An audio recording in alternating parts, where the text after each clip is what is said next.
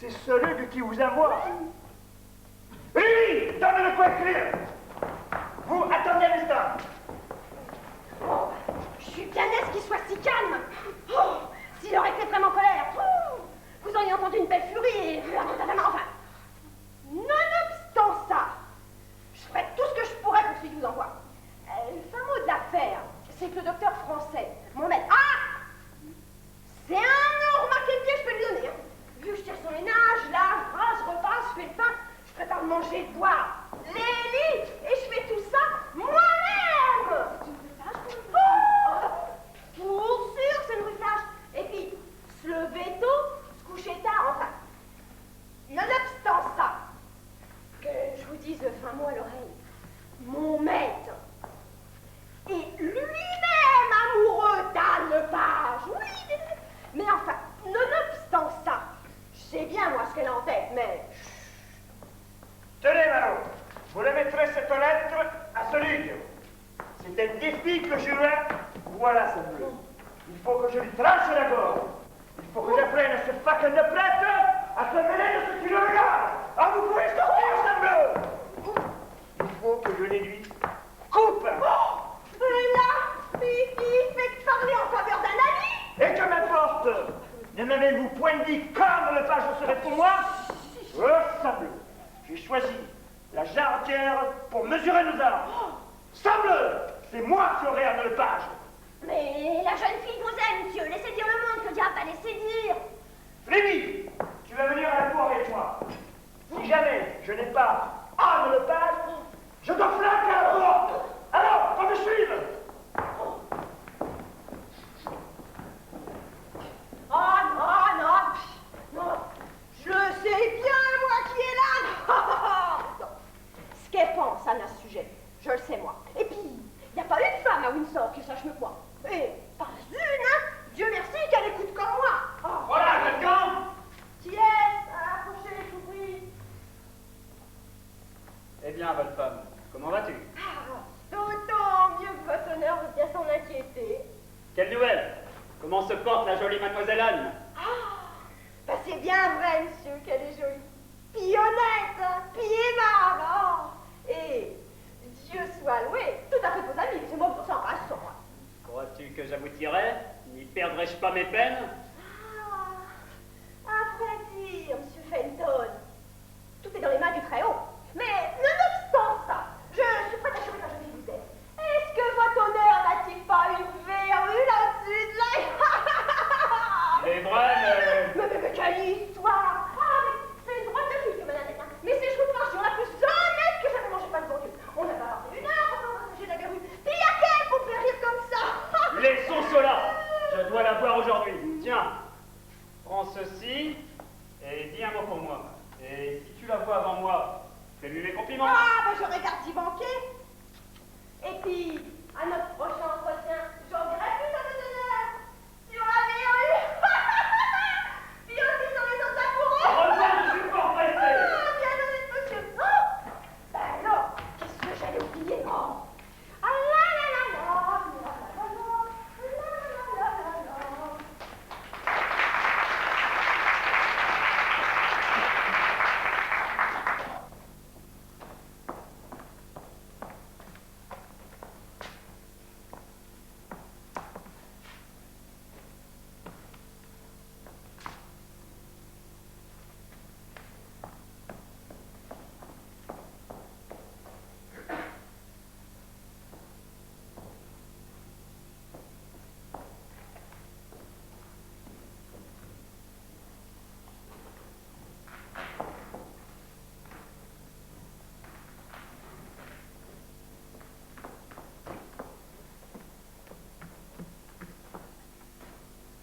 Ceci.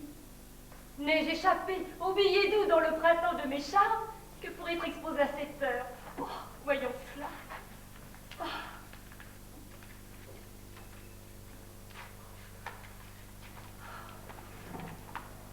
Oh, ne me demandez pas ce pourquoi je vous aime. Oh, vous n'êtes plus jeune, moi non plus. Allez-y donc, on a trop sympathisé. Vous savez rire, moi aussi. Ah, nouveau motif de sympathie. Vous aimez le vin? Moi aussi. Puis-je désirer sympathie plus parfaite? Il suffit, Madame Lepage, si du moins l'amour d'un soldat peut suffire. Il suffit de dire que je vous aime. Je ne dirai pas ayez pitié de moi, ce n'est pas là parler en soldat. Je dirai aimez-moi. Signé ton chevalier tant fidèle, qui pour toi voudrait ma belle, batailler pour qu'étincelle au jour comme à la chandelle, son incomparable zèle. John Falstaff. Qu'est-ce que c'est que cet ostrangola? N'être autant dire qu'une ruine de décrépitude et faire encore le jeune canon. Mais quelle imprudence cet ivrogne de flamand a-t-il pu saisir dans ma conduite pour oser ainsi m'entreprendre? Il ne s'est pas trouvé 3 fois en ma compagnie.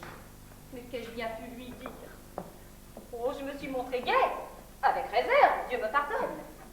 Il faut que je présente au Parlement un projet de loi tendant à la répression des hommes.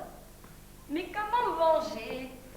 Car je me vengerai, aussi vrai que ces tripes sont du boudin.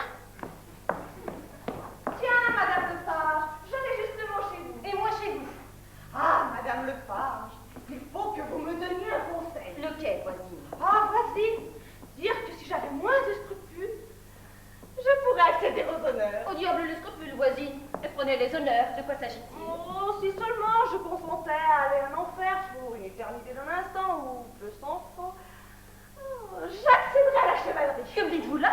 Oh, la menteuse. Le chevalier Alice du Guet. Mais toute la chevalerie serait bientôt galvaudée. Demeurez donc une bonne et belle bourgeoise. Assez tergiversé.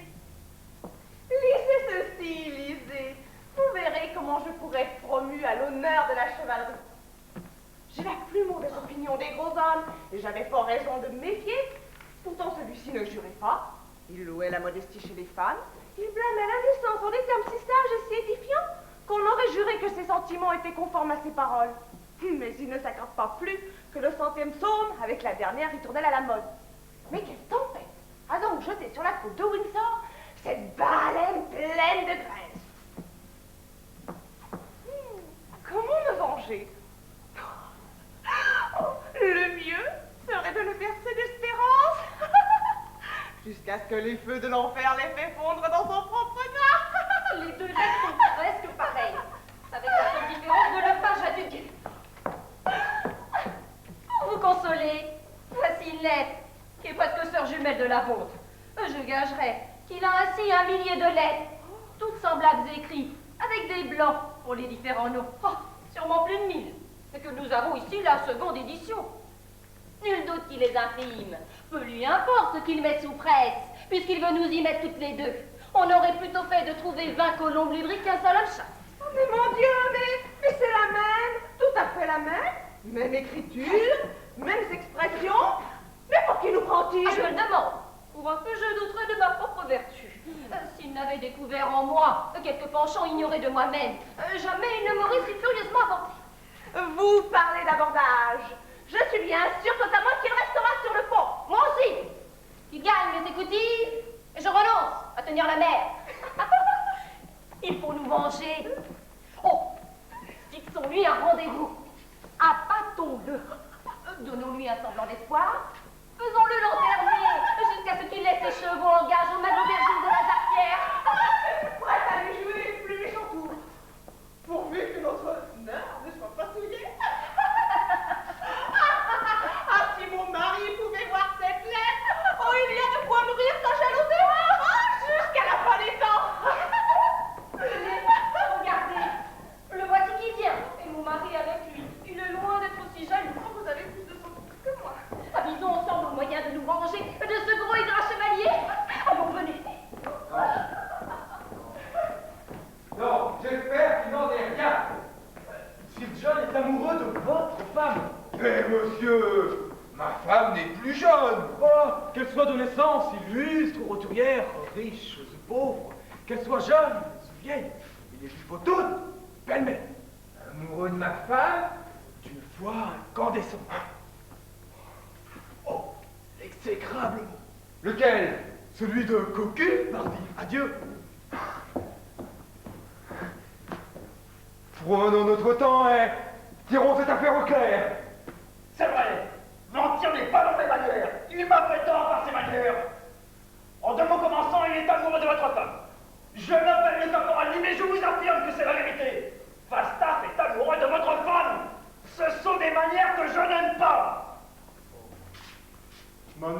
Manière. Il n'a que ce mot à la bouche. Je m'en vais surveiller Falstaff. Manière.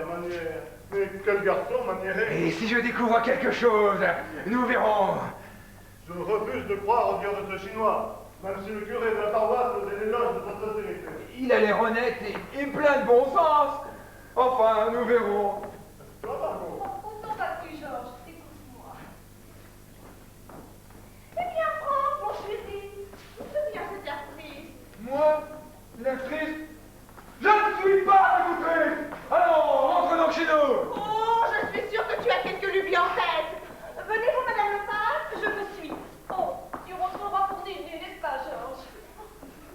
Oh, voyez qui approche. Il servira de messagère auprès de toute son chevalier. Parole d'honneur, je pensais justement à elle. C'est la personne qu'il nous faut. Oh, vous venez sans doute voir ma fillette. Justement, et comment donc va-t-elle? Oh, entrez avec vous la télé. Nous avons un peu par la bouche. Oui, Eh bien, monsieur Duguay. Vous avez entendu ce que le drôle m'a dit? Ah oui. Et vous, ce que m'a dit l'autre. Pensez-vous qu'il y ait du vrai? Le diable emporte mes marauds. Je ne crois pas que le chevalier soit homme à cela. Ceux qui l'accusent d'avoir des vues sur nos femmes sont une paire de valets qu'il a congédiés, de fiefs et coquins, maintenant qu'ils sont en logis. Ils étaient donc à son service. Parbleu. Cela ne me fait pas mieux ainsi. Le style à la jarretière, ce chevalier. Eh oui, bien sûr. S'il avait destin de s'en endurer du côté de ma femme, eh bien, je la lui lâche dans les jambes. Et s'il en obtient autre chose qu'une bonne robe buffade, je veux bien que cela me retombe sur la tête. Ce n'est pas que je me méfie de ma femme, non. Mais il ne me plairait pas de les laisser ensemble. On a quelquefois trop de confiance. Je préfère qu'il ne me retombe rien du tout sur la tête. Tiens, voici venir cette grande braillarde d'hôtesse de la jarretière. Quand on lui voit cet air jovial, c'est qu'elle a un verre dans le nez ou des écus dans sa bouche. Comment va, l'hôtesse? Et toi, mon gros, tu es ce que j'appelle un honnête. Oh là, monsieur le juge, les cavalleros. Je vous suis, l'hôtesse, je vous suis. Oh, monsieur le page. Monsieur le page, vous plaît-il d'être des nôtres? Il se prépare un certain divertissement. Dis-lui ce que c'est, cavallero, dis-le-lui. Eh bien, voilà. Il doit se dérouler un combat singulier entre Messire Hugues, le curé gallois, et monsieur Caius, le médecin français. Notre joviale patronne s'est chargée de mesurer leurs armes, et je crois qu'elle leur a assigné des lieux de rendez-vous différents. Car, à ce que l'on m'a dit, le curé ne plaisante pas. Et l'hôtesse, j'ai deux mots à vous dire. Quoi donc, mon gros? Et je vous promets une pinte de Kirès cuit si vous me présentez à Falstaff sous le nom de Duru. En manière de plaisanterie, l'hôtesse. Tape là, mon gros. Tu auras des entrées et des sorties. Est-ce ainsi que l'on dit? Et tu t'appelleras Duru. Allons, mes gars, partons-nous. Nous vous suivons.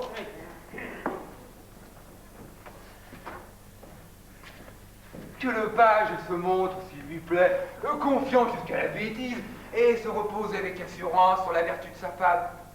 Je saurais, quant à moi, me tranquilliser à si bon compte. Elle s'est trouvée avec lui chez le page. Ce qu'ils y ont fait, je n'en sais rien. Alors, il faut que j'approfondisse cette affaire. Mon déguisement va me permettre de sonder Falstaff.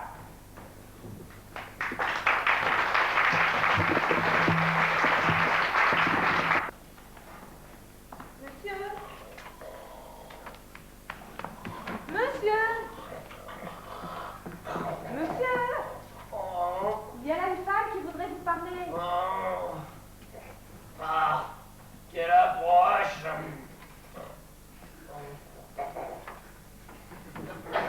Bien bonjour à votre honneur. Bonjour, ma brave femme. Oh. Est-ce que je puis accorder deux mots à votre honneur?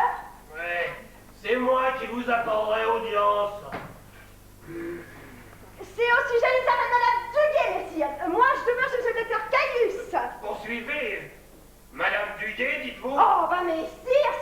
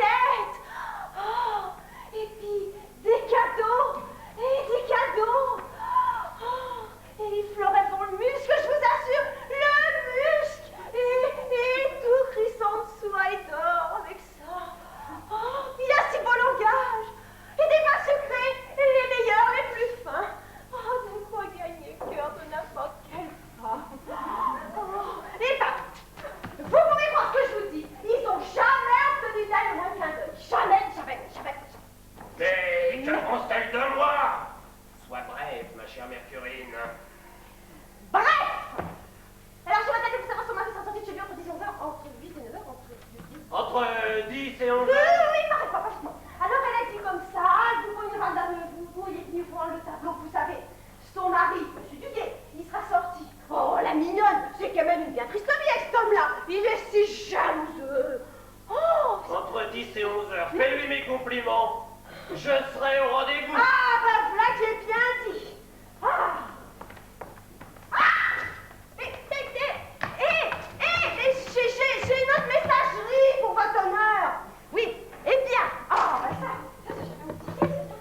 Oh, alors. Figurez-vous que Madame Lepage, elle aussi, elle nous envoie ses meilleurs compliments. Et puis, que je vous dise la chose à l'oreille. C'est une femme aussi vermineuse, aussi comme il faut, aussi réservée que n'importe quelle autre sorte. Une femme qui vous manquera jamais à ses prières du matin et du soir, hein.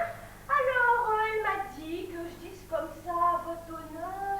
Ah oui, son mari, ça ne pas souvent, mais elle espère que ça viendra. Oh, j'ai jamais vu une femme s'enticher d'un homme comme ça. À mon avis, vous devez porter des charmes, il n'y a pas à dire, hein. Mais non, pas d'autre charme que l'attraction qui exerce mes avantages personnels. Eh ben, que bon Dieu vous bénisse. Mais, dis-moi, je te prie, la femme de Lepage et celle de Duguay se sont-elles fait confidence de l'amour qu'elles ont pour moi? Voilà la plaisanterie serait trop bonne. Non, elles ont trop de retenue pour ça. Mais, Madame Lepage voudrait que vous y envoyiez votre petit page. Monsieur Lepage a conçu une merveilleuse affection pour votre petit page. Et, il n'y a pas à dire, hein, Monsieur Lepage est un honnête homme, n'est-ce pas? Une femme à Windsor est meilleure vie que la sienne, et c'est normal, parce que s'il y a une femme gentille à Windsor, c'est elle. Alors, vous comprenez, il va falloir que vous y envoyiez votre petit page. Oh, c'est bon, je l'enverrai. Ah, oui, l'avez bien dit. Alors, puis comme ça, il pourra aller et venir à vous deux. Au revoir. Fais-leur mes compliments à toutes les deux. Tiens, si je trouve la piste, je te donnerai une bourse. C'est l'autre poche. Prends ceci. Et petit, suis madame. Voilà d'affolantes nouvelles. De Cupidon, cette putain mène la barque. Est-il bien vrai, vieux John? Nous allons tirer parti de ce vieux corps. Et quoi? Elle court encore après toi. Après avoir dépensé tant d'argent, vais-je maintenant gagner? Merci à toi, mon corps. Un peu gros, disent-ils. Bon, qu'importe. S'il est beau.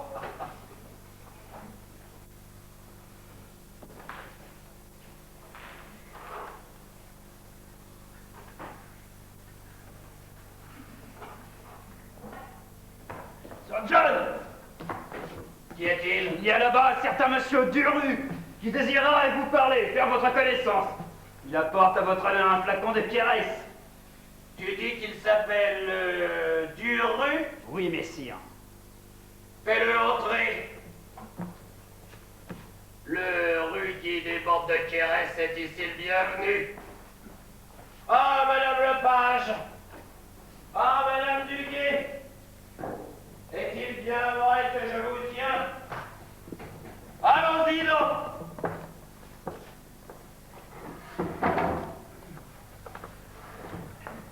Dieu vous bénisse, monsieur. Et vous pareillement, monsieur. Vous désirez me parler? Excusez la liberté que je prends de vous venir importuner avec si peu de cérémonie.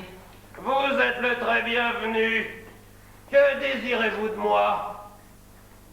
Garçon, laisse-nous.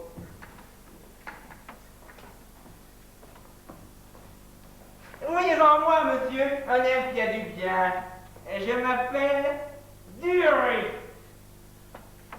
Parlez, mon cher monsieur Duru, je serais heureux de vous rendre service. Ah, mais moi-même, je désire faire connaissance, cher sergent. J'ai donc ici certains sacs d'argent qui me gênent. S'il vous plaît, prenez-le. C'est un fardeau dont vous me délivrerez. Je ne vois pas pourquoi j'aurais mérité... C'est ce que je vais vous apprendre, monsieur. Si vous voulez me prêter l'oreille. Parlez, monsieur Duru. Je serais très heureux de vous rendre service. Il y a une dame dans cette ville. Duguay, non, son mari. Bien, monsieur. Et je l'aime depuis longtemps et me suis, je vous l'assure, mis fort en dépense pour elle. Je l'ai follement poursuivie de mes hommages. J'ai acheté maints présents pour elle. J'ai encore donné, sans compter, à maintes personnes afin d'apprendre ce qu'elle désirait. Cependant, aussi folle qu'aient été mes libéralités, je puis vous assurer que je n'ai jamais reçu d'elle la moindre récompense. Vous n'avez jamais reçu d'elle aucune promesse d'être satisfait. Jamais.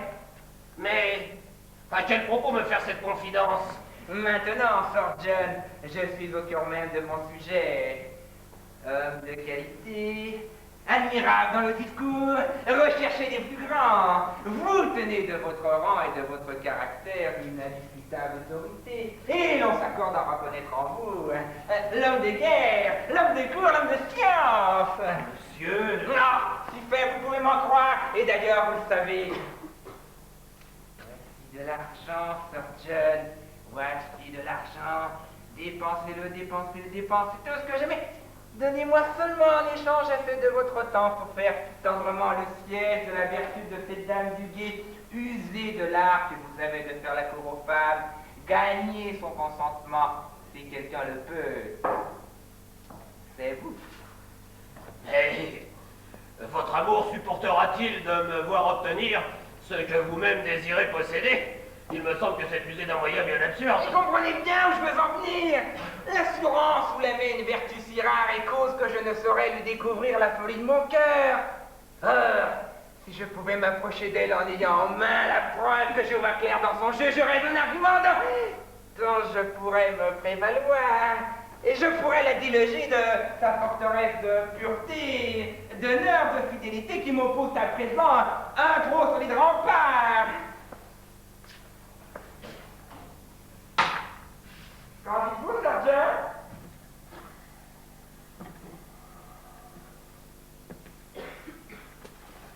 Tout d'abord, monsieur Duru, j'userai de votre argent sans façon. Ne vous privez pas. Ensuite, laissez-moi vous serrer la main. Et enfin, je vous promets, si vous le désirez, foi d'honnête homme, que vous aurez la femme de Duguay. Ah, mon cher monsieur.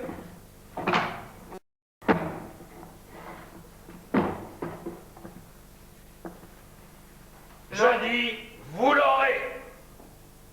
Ne vous privez pas d'argent. Je puis vous assurer que vous n'en manquerez jamais. Et vous ne vous privez pas de Madame Duguay, monsieur Duru. Je puis vous dire que vous l'aurez. Je dois l'aller rejoindre. Elle m'a elle-même fixé rendez-vous. Son entremetteuse sortait justement d'ici lorsque vous êtes venu. Je serai avec elle entre 10 et 11 heures, monsieur Duru. Revenez me trouver ce soir. Vous saurez comment vont nos affaires. Savez-vous qui est Duguay, monsieur? Le diable soit de ce pauvre créature. Non, je ne sais pas. J'ai d'ailleurs tort de l'appeler pauvre. On dit que ce corner de jaloux possède de l'argent en masse. C'est ce qui fait à mes yeux le charme de sa femme. Elle sera pour moi la clé du coffre de ce cocu. J'ai vrai que vous connaissez Duguay, monsieur. Vous feriez ainsi l'éviter. Au diable le manant. Je le terroriserai de ma trique. Il suffira d'un regard de moi pour qu'il perde la tête. Duguay est un gredin que je gratifierai bientôt d'un autre titre. Et vous, monsieur Duru, vous le connaîtrez bientôt pour un gredin.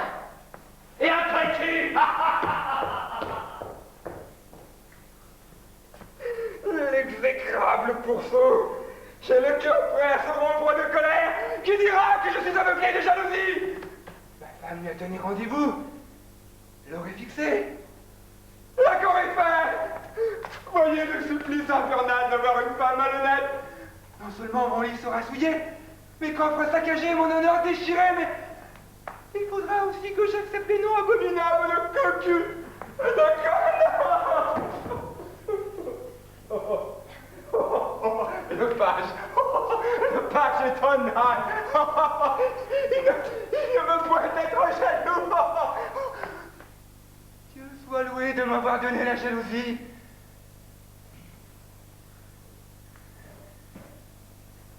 11 heures. Il faut que j'empêche cela, que je sorte près de ma femme, que je me venge de Falstaff et me moque de Lepage. J'y vais. Mieux vaut 3 heures trop tôt qu'une minute trop tard. Cocu. Cocu. Cocu.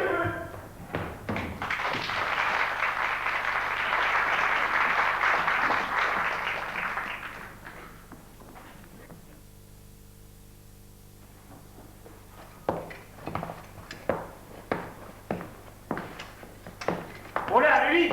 Monsieur, Quel en est-il? monsieur, il est passé l'heure que Sir Hugh avait promis de vous rencontrer. Sable. Il a donc travaillé au salut de son âme et qu'il est venu. Il a donc bien prié dans sa Bible. Sable, lui, s'il y est, autant dire qu'il est mort.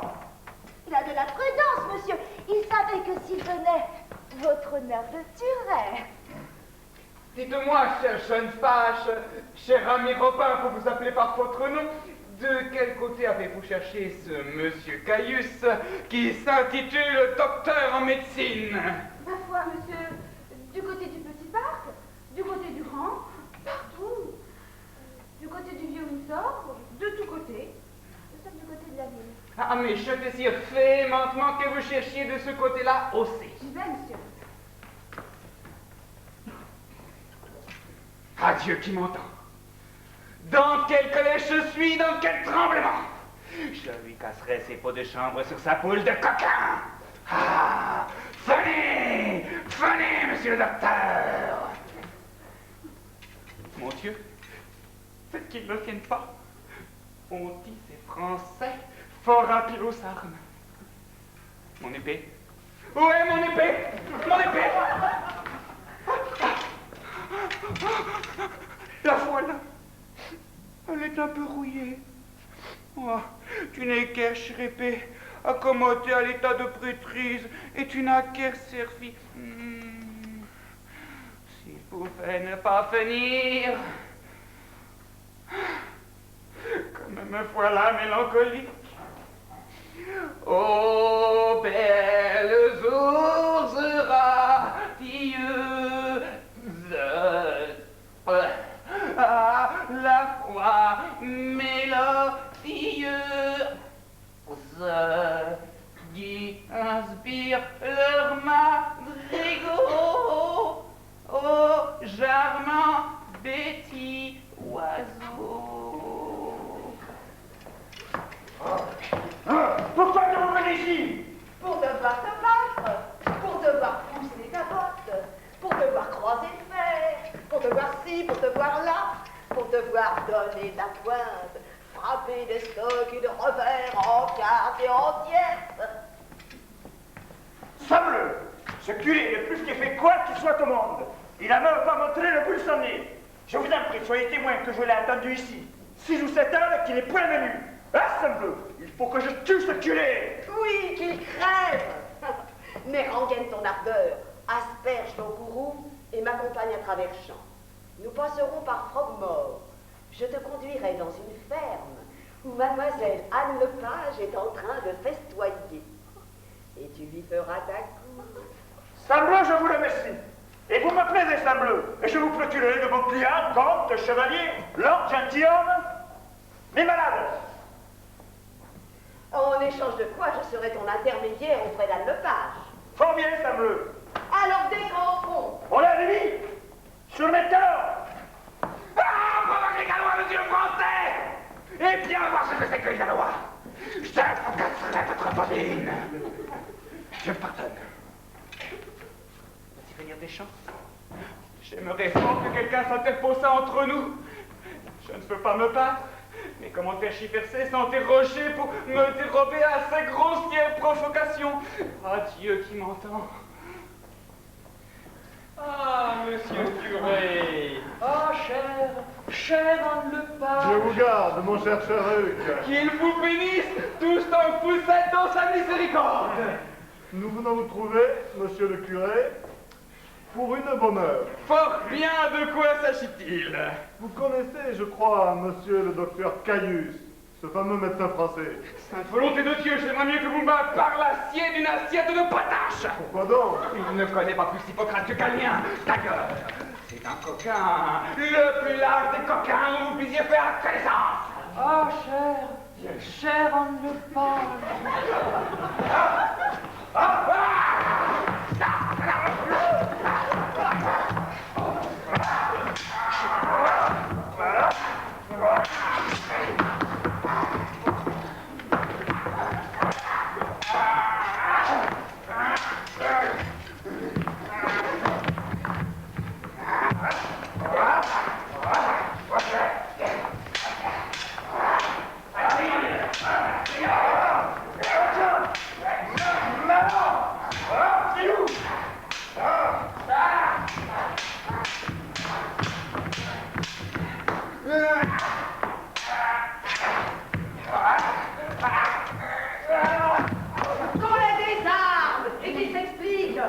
Calmez-vous, monsieur le curé. Et vous, pareillement, monsieur le S'il vous curé. plaît, je veux m'en dire. Vous pouvez refuser ce que vous de me raconter.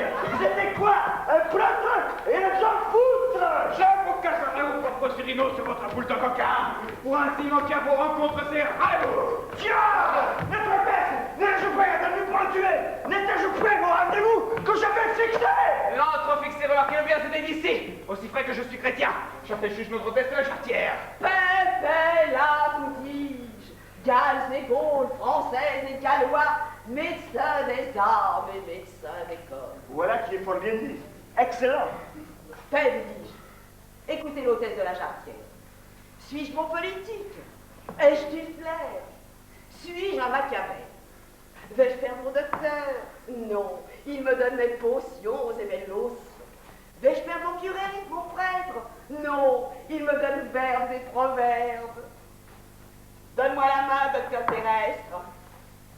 Bien. Et toi la tienne, docteur céleste. Bien.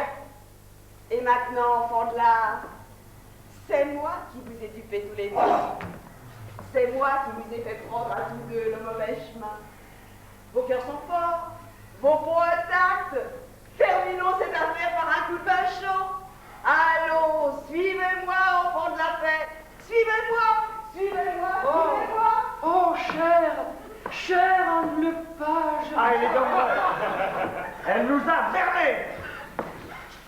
C'est bon, elle nous a dupés. Je lui passerai ma couette. Ah, monsieur Duguay, quelle heureuse rencontre. Excellente en vérité. J'ai bonne chirurgie et je vous invite tous à m'y accompagner. Il faut que vous m'excusiez, monsieur Duguay. Et moi de même, monsieur, nous avons pris rendez-vous pour dîner avec mademoiselle Lepage et je ne voudrais pas lui faire défaut. Mais oui, nous avons attendu au sujet d'un projet de mariage entre mon neveu Slender et mademoiselle Anne. Et c'est aujourd'hui qu'on doit nous donner réponse. J'espère bien, papa Lepage, que vous êtes pour moi. Oh, ne m'en doutez pas, mon cher monsieur Slender, je suis entièrement pour vous. Mais ma femme est pour vous, docteur, non entièrement. Eh oui, ça me. Je suis aimé de la jeune fille. C'est ma gouvernante Fruicoli qui me l'a dit. Mais que dites-vous du jeune monsieur Felton? Il sait danser, il a des yeux tout brillants de jeunesse, il fait des vers, il parle un fin langage, il emportera le morceau. Il l'emportera, vous dis-je. Il ne tient qu'à lui, il l'emportera. Il n'aura pas mon consentement, je vous le promets. C'est un homme qui n'a aucun bien. Et ce n'est pas avec la dot de ma fille qu'il remourra les bouts de sa fortune. Je désire pourtant que quelques-uns d'entre vous m'accompagnent. Outre le dîner, je vous promets certains divertissements. Vous verrez un monstre. Il faut que vous veniez, docteur. Et vous également, Sorus. Et vous demain, monsieur le page. Bon, eh bien, adieu donc, messieurs. Nous n'en serons que plus libres pour faire notre cours chez monsieur le page. Adieu, mes mignons. Je m'en vais rejoindre mon honnête chevalier Falstaff et boire avec lui un flacon de vin et cadavre. M'établit que je le ferai d'abord boire et danser sur un air de ma façon. Allons, venez-vous, messieurs. Allons voir, tout le monde.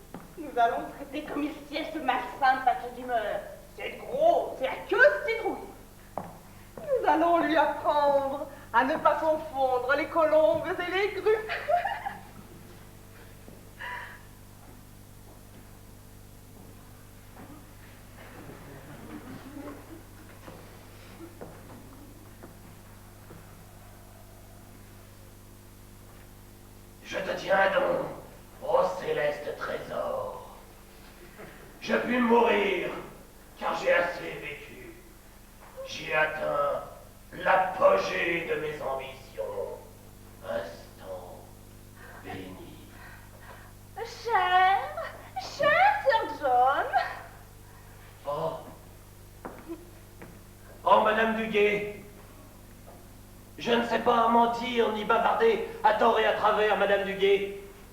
Eh bien, je vais faire un vœu qui est aussi un péché. Je voudrais que ton mari fût mort. Je suis prêt à le redire à la barre du plus puissant Seigneur. Je ferai de toi, madame. Oh, votre dame, Sir John, oh hélas, je ferai de bien piètre dame. Oh, qu'on m'en montre une autre pareille à la cour de France. Oh, tu as bien ce sourcil arqué dont le charme convient à la coiffure haute, à la coiffure en nef ou à toute autre coiffure vénitienne. Oh, dites à une simple coiffe, Sir John. Les sourcils ne conviennent à rien d'autre et encore pas trop bien. Même à cela. Oh, par Dieu, tu ferais une femme de cour accomplie et la fermeté de ton pas te donne fort belle allure. Ah, ne me trompez point, je n'ai pas de tels avantages. Par Dieu, qu'est-ce qui va contraindre t'aimer alors? Tiens, voilà qui peut te convaincre qu'il y a quelque chose en toi qui passe l'ordinaire. Oh, je t'aime, je n'aime que toi. Eh, tu en es digne. Ah, ne me trompez point, messire. Je crains que vous n'aimiez Madame Lepage. Autant dire que j'aime me promener en face de la prison du comté dont la vue m'est aussi odieuse que la laine d'un four à chaud. Oh, alors Dieu sait combien je vous aime. Oh. Et vous-même l'éprouverez un jour. Oh, restez dans ces sentiments. Je serai... Mais vous y restez parfaitement. Sinon je pourrais les savoir. C'est Madame Lepage qui est à la porte, toute rouge, hors d'haleine, et comme folle. Elle veut vous parler, et tout de suite. Je vais me cacher derrière. Il faudrait qu'elle me voie. Oh, c'est qui approche comme elle.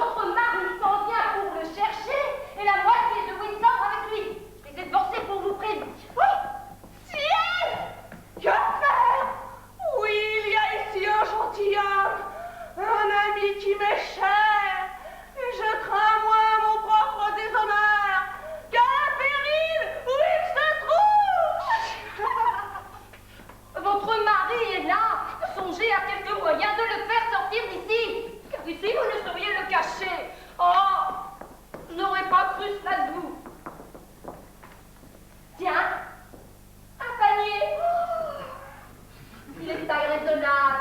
Il pourrait s'y fourrer. Nous couririons de la salle, comme si c'était pour l'envoyer au lavoir. Ou plutôt, c'est le moment du blanchissage. Faites-le porter auprès de Datchet par de vos gens. Mais il est trop gros pour rentrer là-dedans. Que faire? J'y tiendrai. J'y tiendrai. Et votre lèvre, chevalier. J'y tiendrai. Allons, petit gars, aidez-moi à faire quelque chose. Attachez vos jambes, Madame Duguay. Charles, Louis, emportez-moi de la lavoir de Datchet. Allez, quelle envie vous faites? Plus vite. Allez, plus vite. Approchez, je vous prie. Si mes sous-temps au point de corrodeur, moquez-vous de moi. Payez-moi, je le mériterai. Qu'est-ce que c'est? Où emportez-vous ce panier? Mais madame la voir, vous feriez mieux de vous occuper de la lessive plutôt que de vous inquiéter de ce qu'elles emportent. Ça alors, elles en emportent. Mais c'est moi qui emporte. Oui, j'emporte. Il emporte. Nous emportons tous. Et de fameuses encore.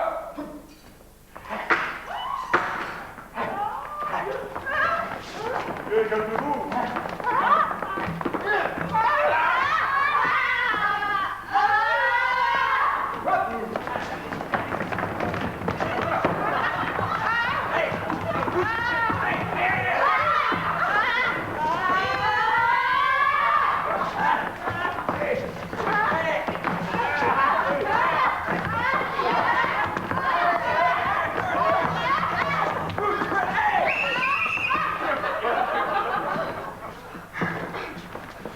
Allez, débarrassez-moi ce panier. Allez. Tenez, mon père.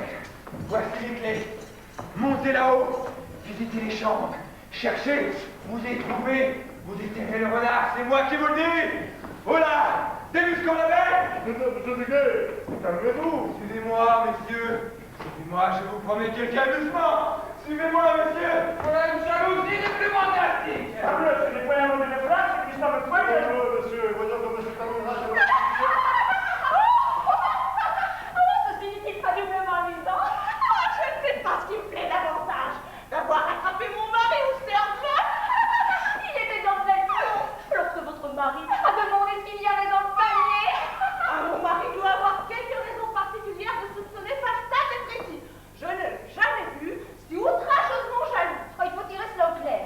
Oh, nous allons jouer un nouveau tour à Falstaff. Ce débauché ne saurait être guéri par cette unique médecine. Si nous nous envoyons cette sauce carne de Quickly, vous nous excusez de l'avoir fait jeter à l'eau. Et si en lui donnant une nouvelle espérance, nous le tuions au prochain, en lui infligeant une nouvelle correction.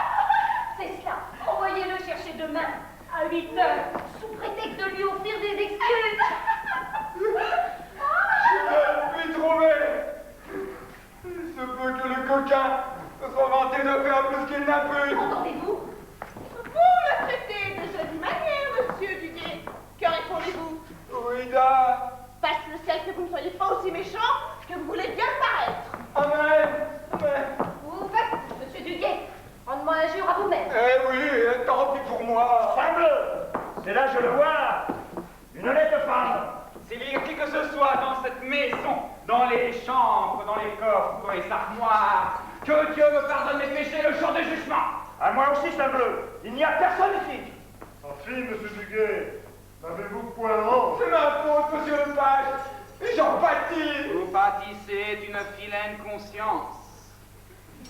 Allons, messieurs, je vous ai promis un dîner. Venez, allons faire un tour au jardin. Pardonnez-moi, je vous prie, vous saurez bientôt pourquoi j'agis de la sorte. Viens, ma femme. Venez, madame le page. Je vous en prie du fond du cœur. Je vous en supplie. Venez. Oui, monsieur, vous en prendriez de plaisir, je vous le promets.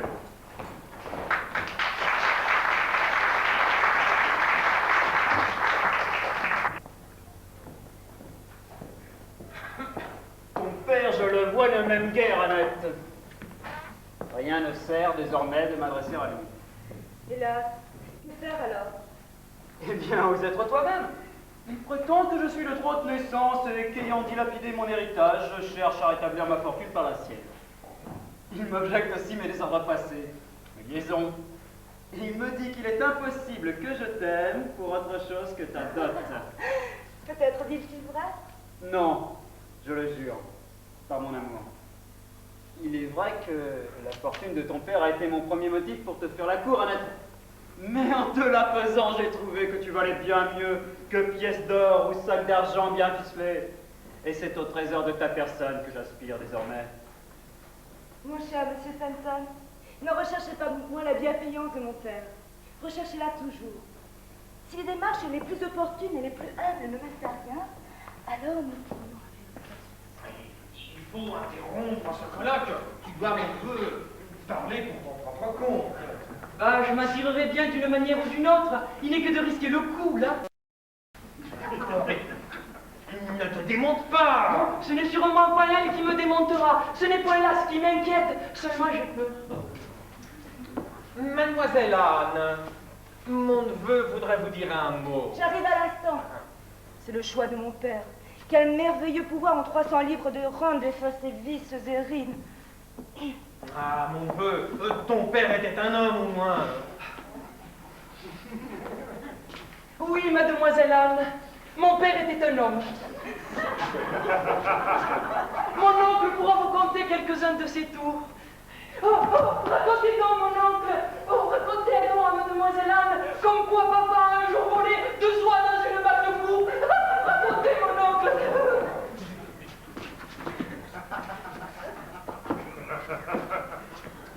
Mademoiselle Anne, mon neveu vous adore.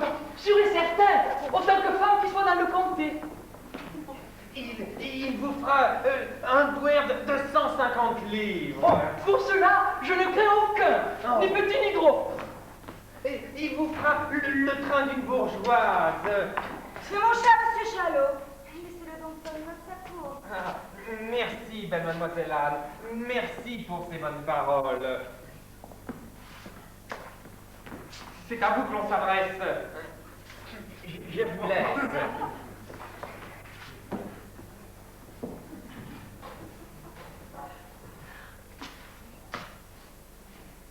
Eh bien, monsieur Slender? Eh bien, chère mademoiselle Anne, Voulez-vous, monsieur, me faire part de vos volontés? mes volontés? Et ventre bleu, celle-là, elle est bien bonne. Je n'ai jamais, Dieu merci, écrit mes volontés. Je ne suis pas si malingre, Dieu soit loué. Je veux dire, monsieur, que me voulez-vous? Ma foi, pour ma part, je ne vous veux rien ou pas grand-chose. C'est une idée de votre père et de mon oncle.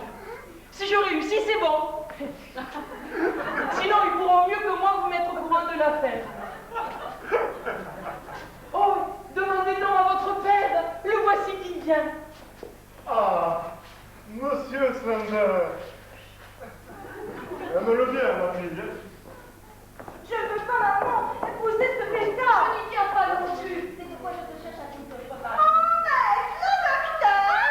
Oh, j'aimerais bien qu'on me plante documentaire et qu'on me l'épine de la verre. Que fait ici, monsieur Fenton? Votre assiduité ne me plaît guère, monsieur. Vous savez mes sentiments, et vous me désobligez. Madame, aimons votre fille loyal à l'amour, dites qu'à mon dessein vous êtes favorable. Mon cher monsieur Fenton, je ne serai ni pour ni contre vos desseins.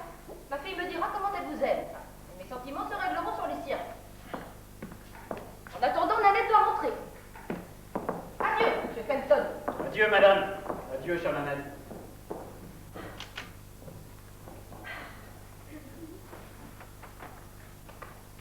Voilà mon ouvrage, monsieur Fenton. Ah, ben, j'ai dit comme ça. Vous aurez porté votre fille auprès d'un idiot ou d'un médecin? J'ai dit comme ça. Voilà mon ouvrage. Merci, brave femme. Ce soir, tu porteras cette bague à ma chère Nanette. Et Ross aussi. Adieu. Oh, une femme se jeterait au feu, et alors pour un homme pareil? Oh. Bon, Mademoiselle Anne, elle sera peut-être bien pour mon maître, ou peut-être encore pour M. Slender. Ma foi, je préférerais encore M. Fenton. Bon, je vais faire ce que je peux pour les trois, j'ai promis, hein, c'est bien parole, oulala, mais spécieuse Fenton. Je vais faire la commission que ces deux dames m'ont donné pour sœur John. Faut-il que je sois bête pour laisser comme ça?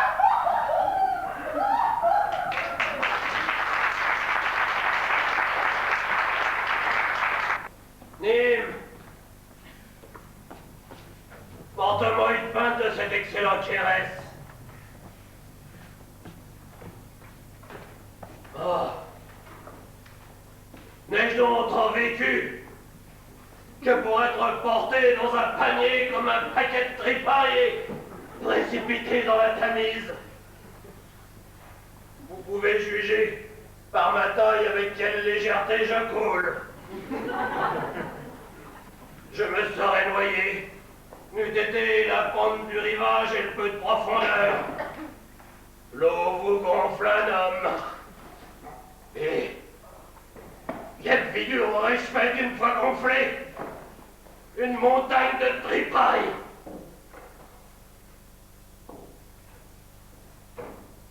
Je m'étonne de n'entendre point parler de Monsieur Duru. Il m'a fait demander de l'attendre chez moi. Son argent me plaît fort.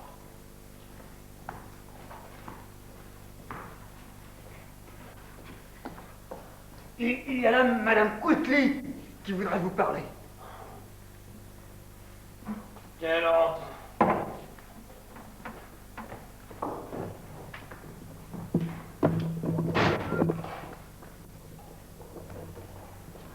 Entrez. À boire, à boire. À boire. Pardon. Mille excuses. Garçon, emporte-moi ce calice et va m'embrasser un pot de vin chaud. Bien le bonjour, un peu d'honneur. Et alors? Je viens de trouver votre honneur de la part de Madame Duguay, messire. Madame Duguay. Rien de plus gai, en effet. Oh, hélas.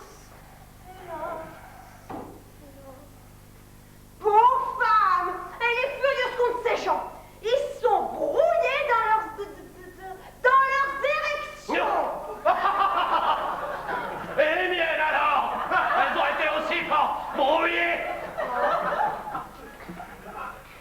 La pauvre, elle est si fâchée, ça vous fait saigner le cœur, rien de la voir. Son mari va ce matin tirer l'oiseau entre 8 et 9 heures. Alors elle a dit comme ça que vous pourriez peut-être la rejoindre encore une fois. Il faut que j'y porte bien vite une réponse. Hein. Elle vous dédommagera, je vous promets.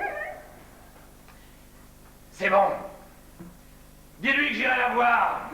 Sauve-toi, j'attends quelqu'un. Que bon Dieu vous bénisse. Et dis-lui de songer à ce que c'est qu'un homme, qu'il considère combien il est fragile et qu'elle juge de mon mérite. J'entends du bruit. Ce doit être Duru. Dieu vous garde, monsieur. Monsieur Duru, vous venez sans doute apprendre comment les choses se sont passées entre moi et la femme de Duguay. Tenez bien, Sir John, l'objet de ma visite. Monsieur Duru, je ne peux point vous mentir. Je me suis rendu chez elle à l'heure qu'elle m'avait fixée. Et vous avez réussi. Fort mal. Comment cela? Aurait-elle changé d'habit? Non, mais son mari, cet indiscret corps d'arme, est tombé sur le dos dans l'instant même de notre rencontre. Comment? Tandis que... Il avait avec lui toute la canaille de ses amis qu'il avait ameuté, excité à venir fouiller sa maison pour y découvrir l'amant de sa femme. Et vous étiez là? Tandis que j'étais là. Et vous cherchant, il ne vous tomba point. Attendez. Arrive par un heureux hasard une certaine Madame Lepage. Elle annonce l'approche de Duguay. Bref, on m'emporte dans un panier de linge sale. Le panier de linge sale. Dans un panier de linge sale. Elles m'y ont fourré avec des chemises, des jupes, des chaussettes sales, des serviettes crasseuses, le tout exhalant la plus exécrable puanteur qui ait jamais assailli les narines d'un homme. Et combien de temps êtes-vous demeuré là? Écoutez ce que j'ai enduré, monsieur Duru. Voilà qu'une paire de coquines, de domestiques, de duguets arrivent à l'appel de leur maîtresse pour m'emporter comme linge sale à Datchette. Elles rencontrent leur jaloux de maître sur le seuil. Celui-ci leur demande ce qu'il y a dans ce panier. Oh, je tremblais de peur que ce furieux se décide à le fouiller, mais le destin est à sa main, ayant décidé qu'il serait coquille. Bref, le voilà qui se met à fouiller la maison et me voilà, moi, parti comme un cheval à Datchette. Mais écoutez la suite, monsieur Duru. Je dus rester là-dedans à mijoter parmi les hardes nauséabondes qui distillaient dans leur sein. Eh bien, moi qui crains la chaleur comme la peut craindre une motte de beurre, c'est miracle que je n'ai point étouffé. Et alors que j'étais plus qu'à demi cuit dans la graisse d'un ragoût hollandais, je fus précipité dans la Tamise. Et, cuir blanc comme je l'étais, refroidi dans le courant comme un fer à cheval. Pensez à cela, tout chaud, tout ruisselant. Pensez à cela, monsieur Duru. Pensez à cela. Oh, monsieur, je suis désolé que vous ayez enduré tout cela pour moi. Vous abandonnez donc. Apprenez, monsieur Duru, que je préférerais être précipité dans l'Etna, comme je l'ai été dans la Tamise, plutôt que de terminer ainsi.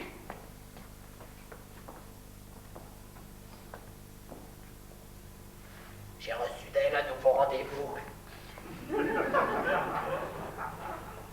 Entre 8 et 9 heures, monsieur Duru, son mari, est ce matin sorti pour aller tirer l'oiseau. Il est déjà passé 8 heures, monsieur. Vraiment? Je vais donc me préparer. Revenez quand cela vous conviendra. Vous saurez comment on va la faire. Elle sera à vous, monsieur Duru. Ce sera la conclusion, le couronnement de l'œuvre. Vous l'aurez. Monsieur Duru, vous aurez coquille ruinée. Voilà ce que c'est d'être marié. Voilà ce que c'est d'avoir du linge et des paniers à laisser. Proclamons ce que nous sommes. Alors son prince Paillard, il m'a dit qu'il allait chez moi. Il ne pourra m'échapper. Je fouillerai les endroits les plus invraisemblables. C'est vrai que j'ai des cornes. Eh bien, donnons carrière à notre orage et montrons les cornes.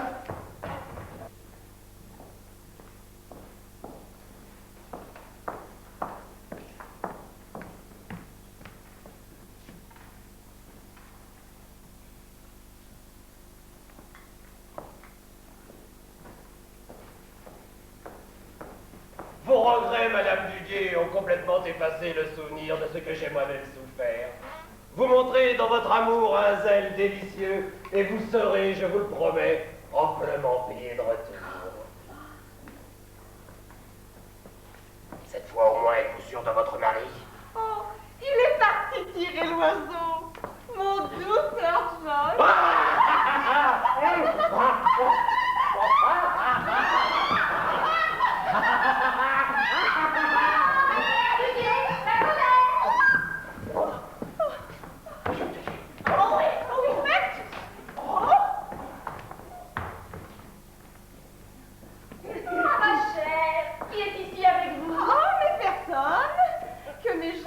Vraiment? Oh oui, je vous assure.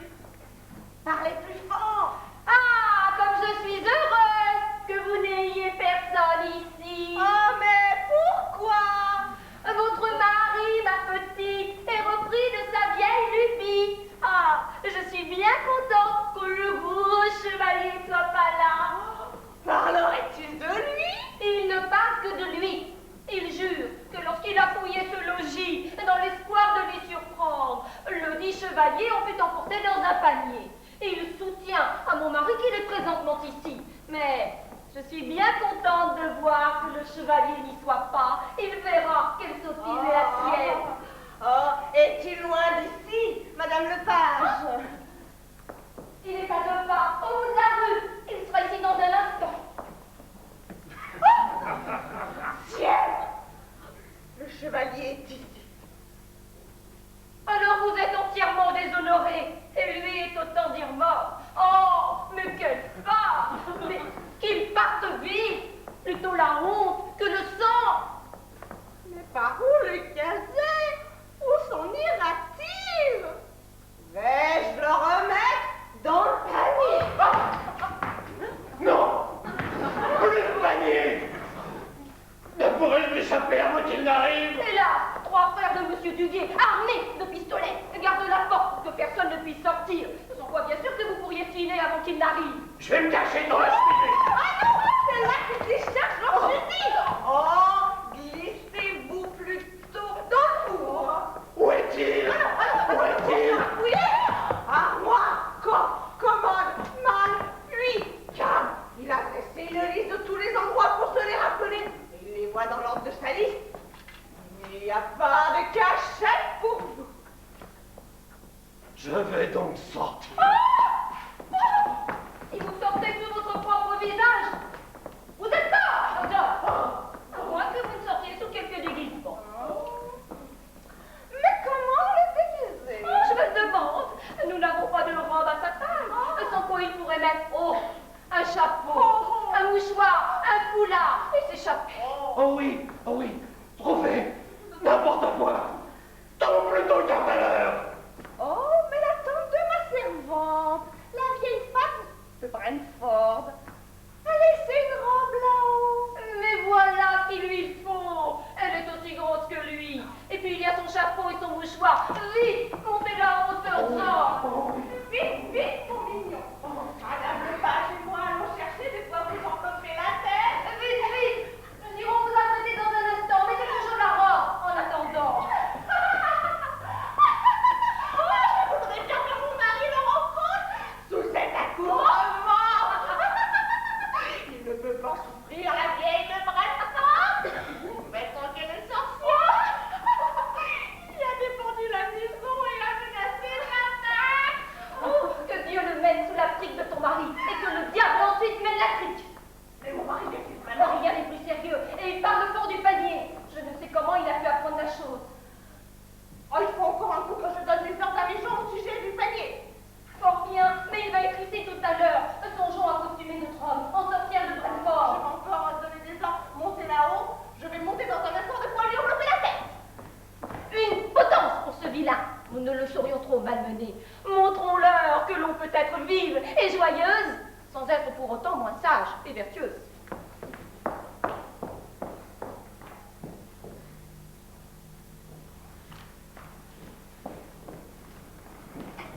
Vous autres, portez encore une fois ce panier. Votre maître est à la porte. S'il vous ordonne de poser votre fardeau, obéissez. Allez, plus vite. Oh, mon sœur, Fasse Dieu que ce ne soit pas du grand chevalier qui est là-dedans. Combien, monsieur Lepage? Pose-moi ce panier, coquine! Et qu'on a cherché ma femme! Ils ont promis une ligue, un complot, une cabale, une conspiration contre moi! Mais l'heure est venue de confondre les diables! Oula, ma femme! Approchez! Mais approchez donc! Venez contempler les honnêtes armes que vous envoyez au blanchissage! Monsieur Duguay, calmez-vous. Il va falloir vous ligoter si je continue ainsi. C'est plus folie en vérité, c'est être voilier. Par ma foi, monsieur Duguay, voilà qui n'est pas bien. C'est aussi mon avis. Approchez, madame Duguay. Approchez. Honnête femme, épouse pudique, invertueuse, qui n'avait pour mari qu'un jaloux et un sot. C'est à tort que je vous soupçonne. N'est-ce pas, madame? Assurément, je l'atteste le ciel. Si du moins vous me soupçonnez de rien de malhonnête. Bien dit, madame l'effrontée. Toi, coquine, ici. Bravo. N'avez-vous pas honte? Mais laissez donc ces arbres. Je ferai bien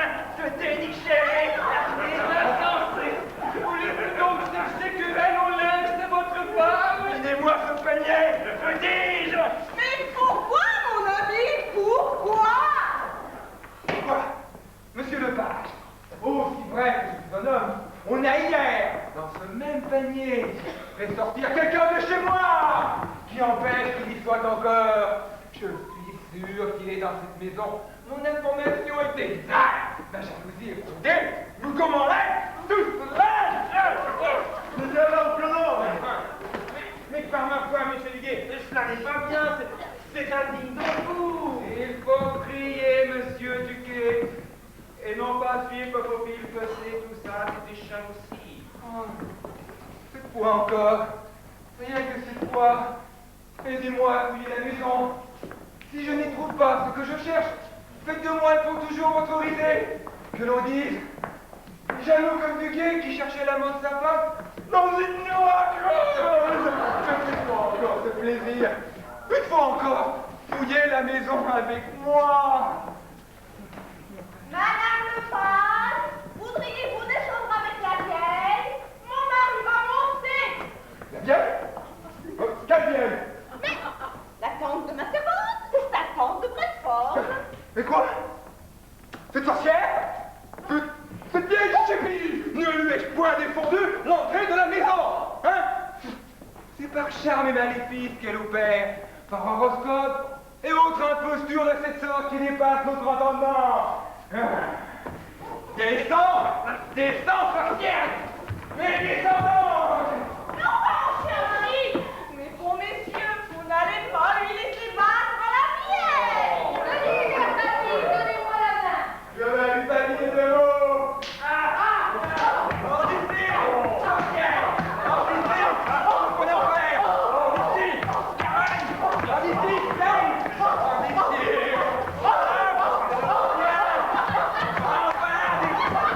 Conjuration!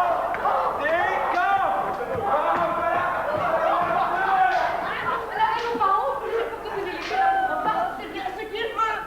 On la prend, cette sorcière! Pour parler franc, je crois bien que cette femme-là est une sorcière. Une femme avec une grande part ne me dit rien qui faille. Je lui ai fait une grande part sous son mouchoir. Voulez-vous me suivre, messieurs? Suivez-moi et voyez comment cela s'achèvera. Si j'aborde sur une fausse piste, ne me croyez plus jamais quand je donnerai la voix. Allons-y, monsieur, prions-nous, ne suivons pas, regardez.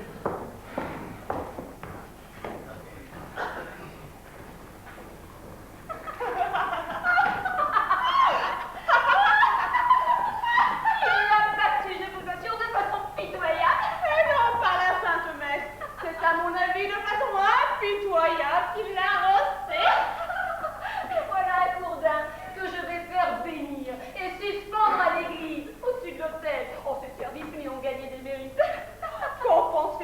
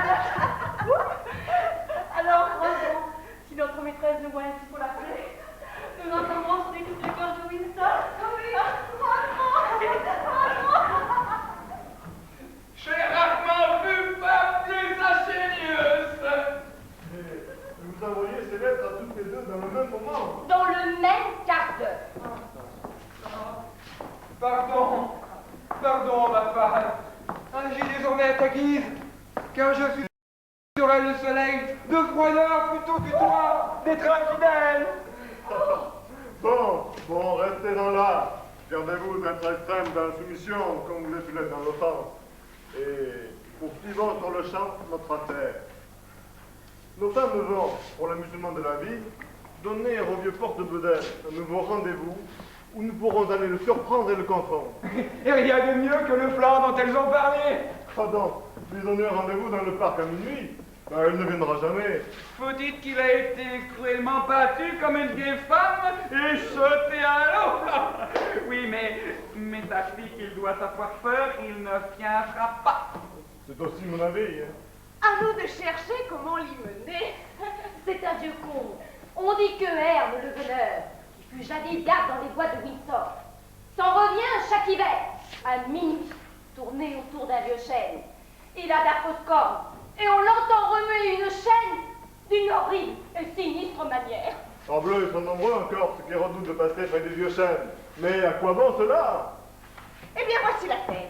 Falstaff doit nous rejoindre au pied même du chêne, sous les traits du veneur, avec de longues cornes. Bon, mais admettons qu'il vienne. Que qu'en-avez-vous voulu faire faire et quel est votre plan? Voici. Notre fille Nanette et 3 ou 4 de nos gens sont costumés en fées, elfes, lutins. Les uns verts, les autres blancs. Et soudain, à l'instant où elle et moi nous rencontrons Falstaff, les voilà qui surgissent d'un bond tout en chantant des chants incohérents. Alors nous fuyons toutes deux en poussant des cris d'épouvante. Alors, tous foncèrent autour de lui et pinçant et piquant l'obscène chevalier, ils lui demandent pourquoi, à l'heure réservée aux ébats des elfes et des lutins, il ose couler leur sorcier sacré. Mais tant qu'il n'aura pas avoué, il faudra que les prétendus fées le brûlent et le fassent servir comme enfant. Une fois dite la vérité, nous nous faisons tous connaître de lui. Nous décornons le fantôme et nous l'escortons de nos rires jusqu'à Windsor.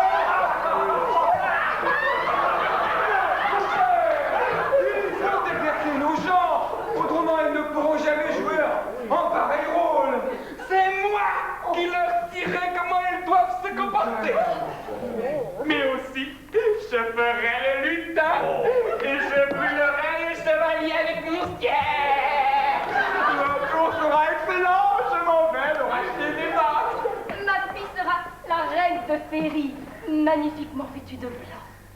Je pars acheter de la soie. Et au moment même où s'achèvera cette comédie, M. Slender viendra chercher Nanette pour aller l'épouser à Elton. Son nom est Falstaff. N'ayez eu crainte. Vite, allons chercher des accessoires et des parures pour les fées. Voilà un divertissement admirable et une Vous, Madame Duguay, envoyez la Quickly, c'est Sir John, à ma moustache qui pense. Et moi, je vais chez le docteur Caius. Car mon désir est que Nanette l'épouse, et non ce sot de Monsieur Slender qui plaît tant à mon mari.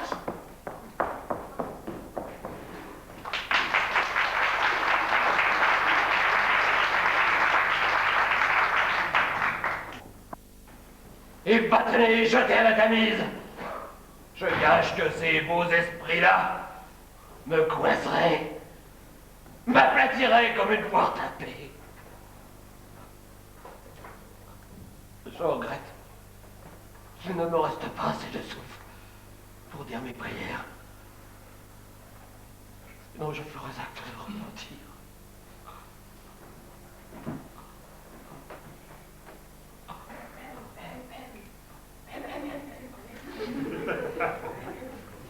D'où viens-tu, toi?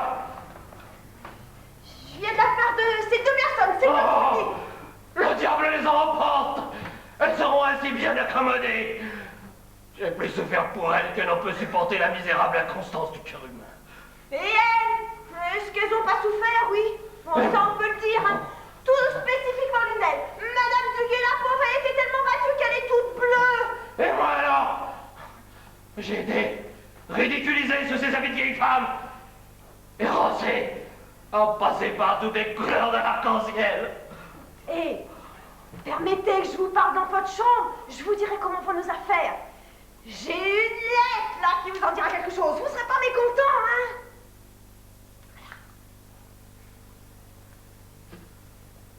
Allons, monte. Oh, mais mignon! Que de peine!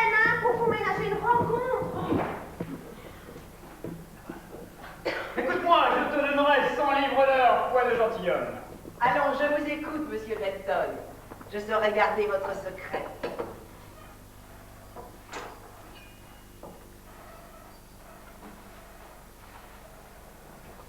Je vous ai quelquefois parlé du tendre amour que je porte à la jolie Anne Lepage. Elle a répondu à mon affection selon tous mes désirs. J'ai ici une lettre d'elle dont le contenu va vous surprendre. Écoutez. Cette nuit, entre minuit et 1h, au chêne de Herne, ma Nanette doit représenter la reine des fées.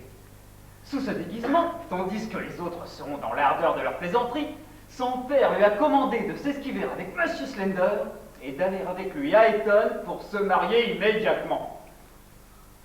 Elle a faim d'y consentir. De l'autre côté, sa mère est opposée à ce projet, ayant en tête que le docteur Caius. Elle a décidé que celui-ci enlèverait Anne pendant que les autres seraient occupés à se divertir, et qu'il l'épouserait au doyenné où un prêtre les attend. Anne a également fait semblant de se soumettre à ce projet. Mais voici la suite.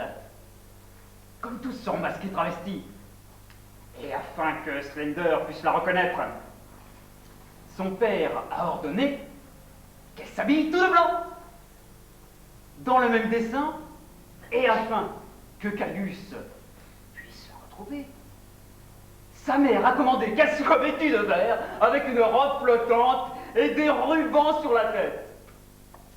Qui veut-elle tromper, son père ou bien sa mère? Tous deux, l'hôtesse, et cela pour venir avec moi. Donc, et pour finir, demandez au curé de m'attendre à l'église après minuit, afin qu'il unisse solennellement nos deux cœurs en mariage légitime. Allons, c'est bon. Menez l'affaire à bien. J'irai par le curé. Ayez confiance. Il sera là. Je serai pour jamais ton obligé. De plus, je veux que sur le champ, tu aies ta récompense.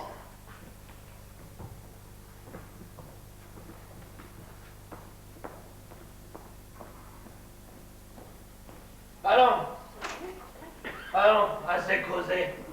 Je tiendrai parole. Ce sera la 3e fois. On dit qu'il est une vertu divine dans les nombres impairs.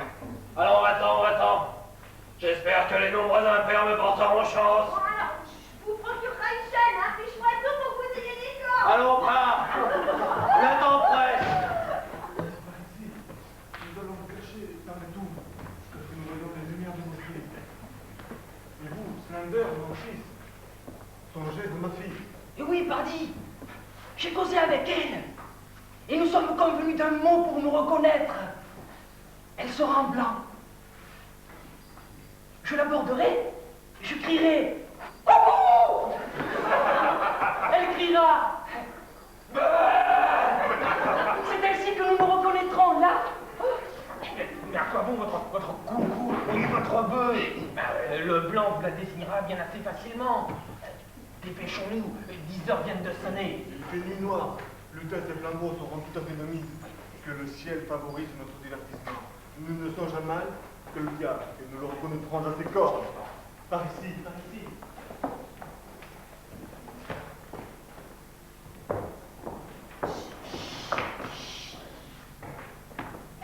docteur, est en paix. Découvrez l'instant propice. Prenez-la par la main. Conduisez-la au doyenné et menez vivement l'affaire. Précédez-nous dans le parc. Nous devons nous y rendre ensemble. Parfait.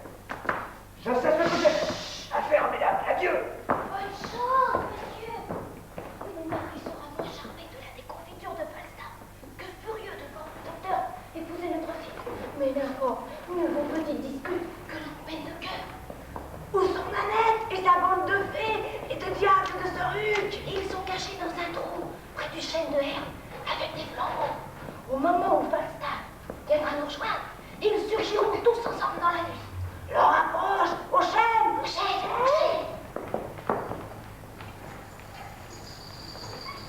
Tout, les fées. Laissez-moi et n'oubliez pas Fauveau. Soyez un petit chez vous. Suivez-moi dans le conseil Et quand je vous donnerai le signal, alors faites ce que je vous dis, tout.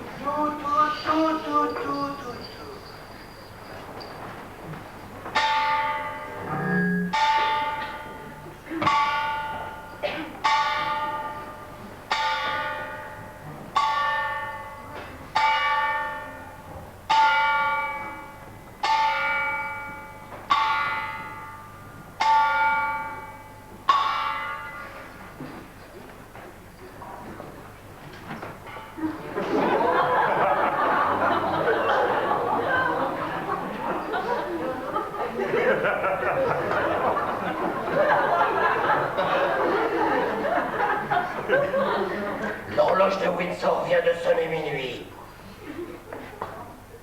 L'instant approche. Oh dieux ardents de l'amour, aidez-moi. Me voilà déguisé en cerf de Windsor. Et le plus grand métallique qui soit en cette forêt. Oh Jupiter, calme les ardeurs de mon rut. Sinon, qui pourrait me blâmer de pisser l'excès de mon suif? Mais j'entends du bruit. Qui est ici? Est-ce toi, ma biche? Es-tu là, mon petit daim chéri? Oh, c'est toi, ma biche, avec ta petite queue toute noire. Que patate pleuve du ciel, qu'un orage aphrodisiaque éclate sur nos têtes. C'est ici que je cherche un bris. Oh. Madame le Page est venue avec moi, mon petit chevreuil chéri. Oh, partagez-moi comme un chevreuil, un cuisseau pour chacune. Oh, je les garde pour moi. Quant à mes cornes, je les lègue à vos maris. N'ai-je pas l'air assez forestier? Vous êtes pas très bien.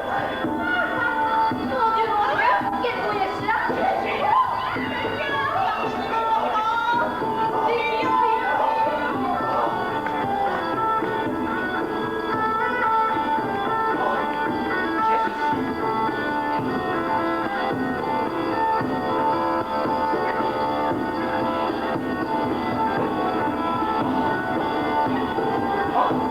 Le diable ne veut pas que j'aille en enfer.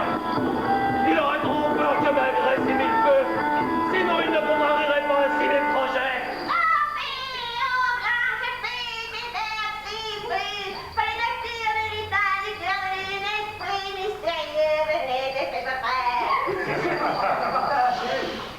Répondez à mon message. Effet, chut, couchons-nous. La mort est le salaire de quiconque l'en parle ou surprend leur mystère.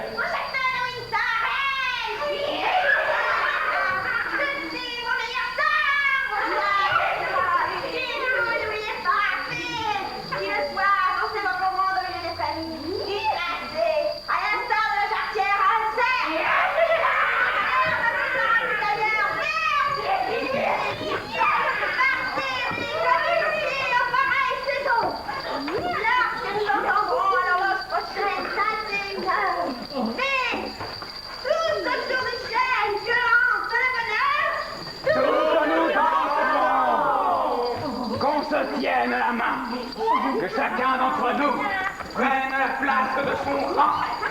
Bientôt, une vingtaine de personnants va se placer pour conduire nos pas sous cet art enchanté. C'est là!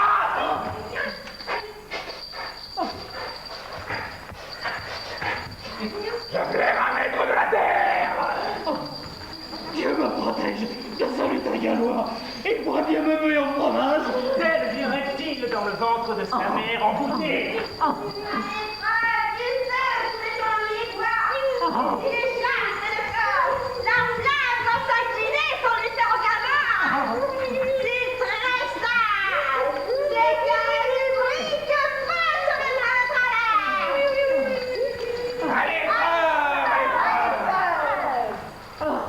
Et voyons si ces bois prendront feu.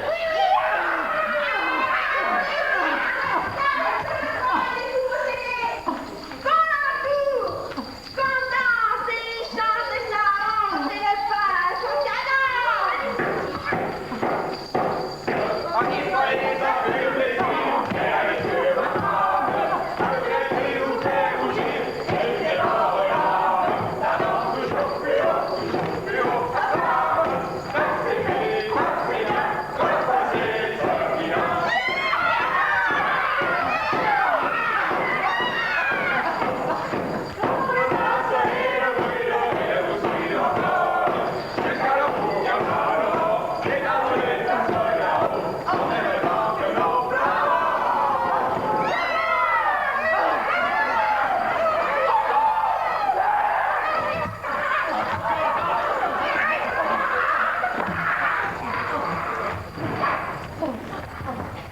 Ah,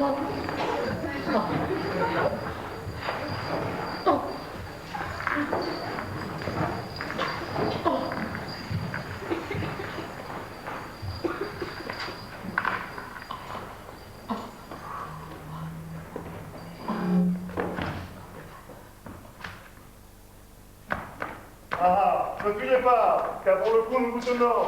N'est-il que le bonheur pour venir à votre aide? Ne poussons pas plus loin cette plaisanterie. Et maintenant, bon Sir John, que dites-vous des femmes de Windsor? Et toi, mon cher mari, que dis-tu de ceci? Ce joli couvre-chef, n'est-il pas mieux porté dans les bois qu'à la ville?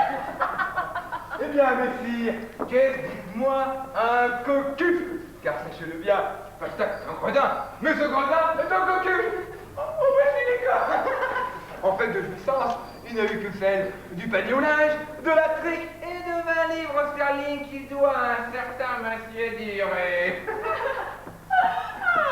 Nous avons, Sir John, joué de malchance. Impossible de jamais nous trouver ensemble. Je ne veux plus de vous comme maman. Je commence à voir qu'on m'a fait faire l'âme. Pour sûr. Ce n'était donc pas la défaite. Je me suis douté 2 ou 3 fois que ça n'en était point. Mais, en mort de conscience, le trouble soudain de mes facultés m'ont fait croire, sans rime ni raison, que c'était l'un des faits tout bons. Servez le bon Dieu, Sir John. Renoncez à vos concupiscences et les faits ne vous pinceront plus jamais. N'est-on en vécu que pour subir le sarcasme d'un faquin qui vous met la langue à capilotade? Il n'en faut pas plus pour qu'un ronde de nuit et paillardise soit jamais exclu du royaume. Supposez, bon Sir John, que nous ayons décidé de nous livrer aux passions de l'enfer. Pensez-vous que le diable n'ait jamais pu nous persuader de prendre notre plaisir avec vous? On paraît que j'ai tout. Un gros enflé. Tout vieux, tout refroidi et avec cette insupportable culpable. Joli comme Satan. Pauvre comme Jean. Mauvais comme sa part.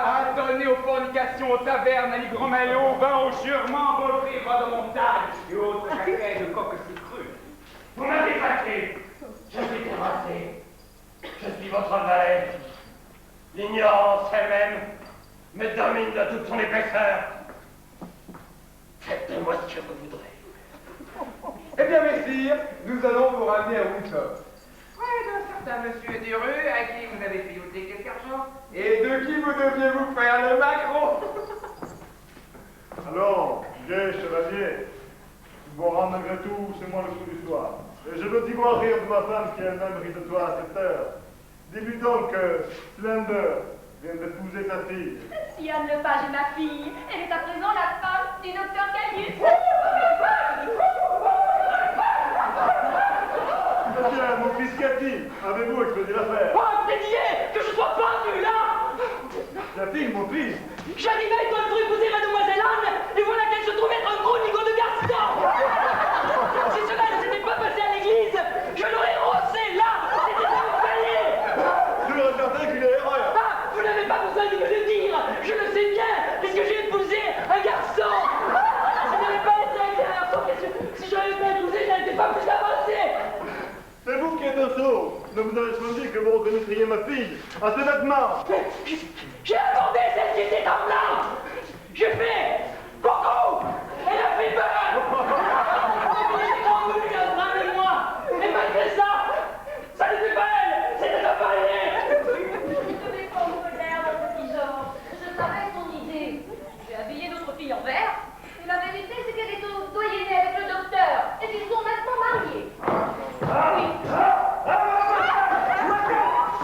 J'ai épousé un garçon, un paysan. Est-ce que vous n'avez pas pris celle qui était en vert? Eh oui, Sableux, c'est un garçon. Je suis roulé. J'inventerai tout Windsor. Mais voilà qui est étrange. Qui donc a épousé Anne Lepage? Oh, j'ai des appréhensions. Pardon, mon cher papa. Ma chère maman, pardon. Eh bien, mademoiselle, comment se fait-il que vous n'ayez pas convenu Monsieur Slender? Tu n'as donc pas suivi le docteur, ma petite. Écoutez la vérité.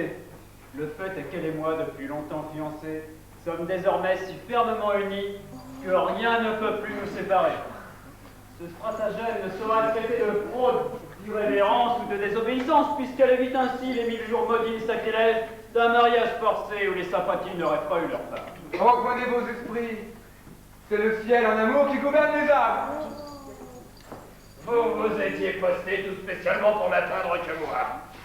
Mais votre flèche a ricoché, j'en suis fort aise. Que faire à cela? Sois donc heureux, Anton. On peut bien accepter ce qui s'impose à vous. Alors, s'il vous plaît.